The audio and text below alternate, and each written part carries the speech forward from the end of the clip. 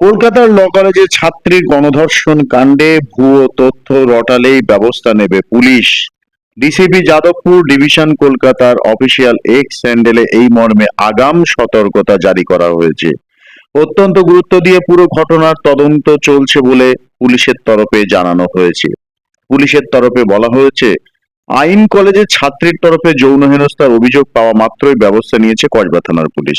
বিন্দুমাত্র সময় নষ্ট না করে এফআইআর দায়ের করা হয়েছে। মাত্র 12 ঘন্টার মধ্যে 3জনকে গ্রেপ্তার করা হয়েছে। তাদের 1 জুলাই পর্যন্ত পুলিশ হেফাজতের নির্দেশ দেওয়া হয়েছে। গুরুত্ব বিবেচনা করে অত্যন্ত দক্ষতা এবং সংবেদনশীলতার সঙ্গে এই ঘটনার তদন্ত চলছে। পুলিশের রাজ্যে প্রত্যেক ব্যক্তি এবং সমাজ মাধ্যমে ব্যবহারকারীদের বলা হয়েছে, যাচাই না করে ভুয়ো তথ্য প্রচার করবেন না। যারা করবেন তাদের বিরুদ্ধে আইন অনুযায়ী ব্যবস্থা নেওয়া হবে।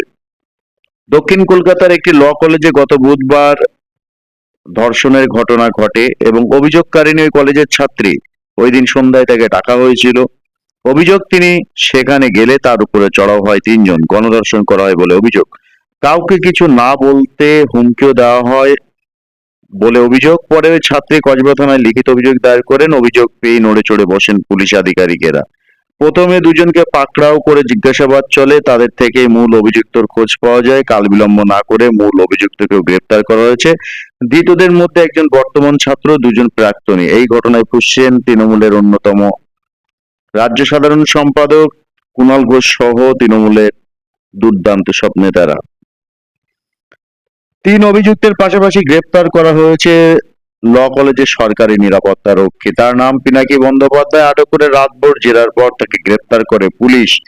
ধৃত গার্ডের ভূমিকা খতিয়ে দেখা হচ্ছে এবং আমরা জানি যে ইতিপূর্বে কিন্তু গ্রেপ্তার করা হয়েছে মনোজিৎ মিশ্র ওরফে ম্যাঙ্গো ওরফে জিৎ, এবং তার সঙ্গে গ্রেপ্তার করা হয়েছে তিলজলার বাসিন্দা জাইব আহমেদ ও হাওড়ার চ্যাটার্জি হাটের বাসিন্দা প্রমিত মুখোপাধ্যায়। এই 3জনের পর চতুর্থ জন যিনি গ্রেপ্তার হলেন, তিনি এই ল কলেজেরই নিরাপত্তা রক্ষী, যার নাম পিনাকি বন্দ্যোপাধ্যায়। এবং অন্যদিকে যেটা বলা হচ্ছে যে সিবিআই নয়, কসবা কাণ্ডে পুলিশের তদন্তে আস্থা প্রকাশ করেছেন বিজেপি বিধায়ক অগ্নিমিত্রা পাল। এবং যেটা বলা হচ্ছে যে দলের উল্টো পথে হেঁটে তিনি এই মত প্রকাশ করেছেন এবং বিজেপি বলছে এটা ওর ব্যক্তিগত মত, এটা দলের নয়। হঠাৎ করে বিজেপিতে আবার এই ঘটনাকে কেন্দ্র করে যেভাবে বিজেপি বিধায়ক অগ্নিমিত্রা পালের মন্তব্য, তা ঘিরে রাজনৈতিক সমীকরণ চর্চা শুরু হয়েছে। এবং শনিবার দলের মহিলা মোর্চা, বিজেপি দলের মহিলা মোর্চা সভানেত্রী আসানসোল দক্ষিণের বিধায়ক অগ্নিমিত্রা পালের বক্তব্য, এই ঘটনা যথাযথ তদন্তের জন্য পুলিশের উপরেই আস্থা রাখছেন তিনি। যুক্তি হিসেবে তিনি আরজিকর কাণ্ডের সিবিআই তদন্ত ব্যর্থ হয়েছে বলে তুলে ধরেন। স্বভাবতই অগ্নিমিত্রার মন্তব্য বঙ্গ বিজেপিকে চরম অস্বস্তিতে ফেলেছে। অগ্নিমিত্রার দাবির পাল্টা কটাক্ষ করেছে শাসক তৃণমূল। দলের রাজ্য সভাপতি অবশ্য জানিয়েছেন এই মত বিধায়কের ব্যক্তিগত, এর সঙ্গে দলের কোনো সম্পর্ক নেই। এবং রাজ্যের যে কোনো অপ্রীতিকর ঘটনা ঘটলেই বিরোধী বিজেপি সিবিআই তদন্তের দাবিতে সরব হয়ে ওঠে। এই ছবিটাই চিরচেনা। রাজ্য পুলিশের তদন্তে স্বচ্ছতা নিয়েও সংশয় প্রকাশ করেন বিজেপি নেতা নেত্রীদের দাবি এমন। তবে এবার উলটপ্রাণ কসবা কাণ্ডে বিজেপি বিধায়ক তথা বরাবরের আন্দোলনের পথে থাকা মহিলা মোর্চা নেত্রী অগ্নিমিত্রা পাল উল্টো দাবি করে বসলেন। আর এই দাবি ঘিরে কিন্তু শুরু হয়েছে চাপানোতর।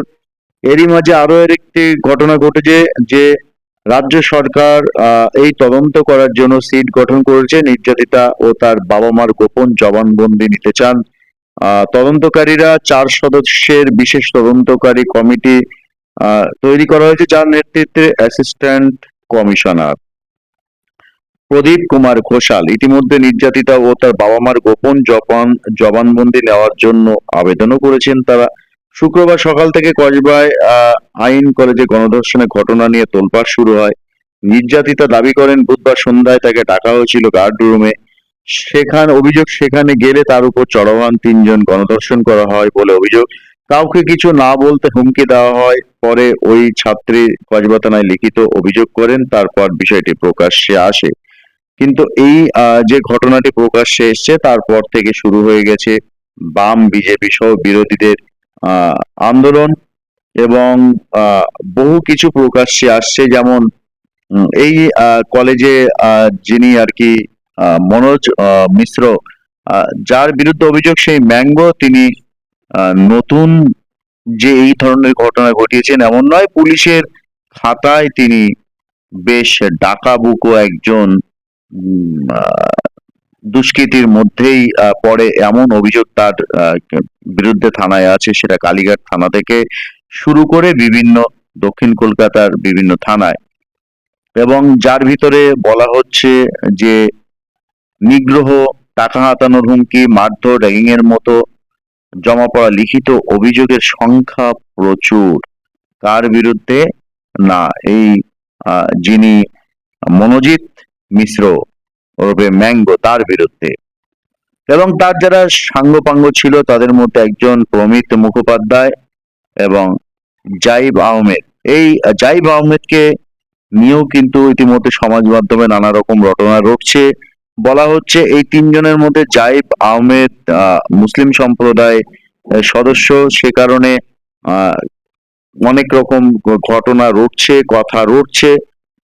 কলকাতা পুলিশের যে সতর্কতা, যে কেউ যেন তথ্য যাচাই না করে সমাজ মাধ্যমে পোস্ট না করে, সেদিকে দাঁড়িয়ে এই ধরনের কোনো পোস্ট, উস্কানিমূলক কোনো পোস্ট শেয়ার না করাই ভালো।